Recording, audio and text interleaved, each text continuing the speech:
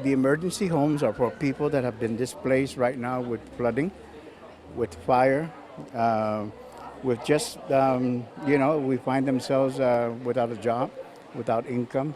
And according to Guam Housing Corporation's Martin Beneventi, emergency homes are necessary to cater to what officials are calling a new type of homelessness. We're needing more houses for people that are homeless for many different reasons. People are being made homeless by themselves or just through different situations, And now it's a new kind of homelessness in Guam, where it used to be that the families would take care of their own. Now they're letting them loose and say, go find yourself something, and somebody has to service them. Otherwise, we found them sleeping in bus shelters, beaches, and places like that. Most recently, emergency homes were used to shelter a Dededo family whose house was destroyed by a fire last month.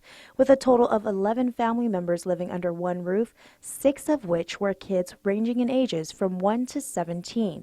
Beneventi says it was critical they have a place to sleep at night. We managed to make 2 units available. They're roughly, I think, 2 and 3 bedroom units.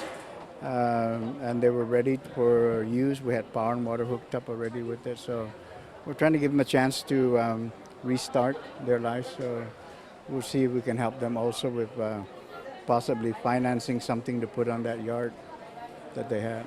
But GHC can't help everyone, as Beneventi admits. If there are no units available, their hands are tied. I have put aside 4 or 5, but it seems like 4 or 5 just isn't enough. The governor is handing over several more units to Guma San Jose so they can be assisted. They have 8 units there, plus 5 that the governor's turning over, plus the 4 or 5 that we're getting ready here and there. But my point is that we're going to do what we can do now, but we need more in the future. So I'll be approaching the legislature. We have a funding source that we want to recommend, and hopefully we'll go after those and fix that problem. But it's going to take more than convincing the legislature, as Beneventi says the general public must understand the importance of meeting the basic needs of food, clothing, and shelter. We're trying to convince this world that there's a need for that kind of housing now in Guam. Never was before.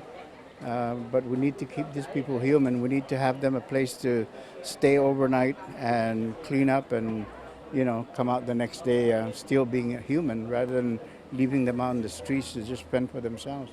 Reporting for Guam's News Network, I'm Jolene Toves.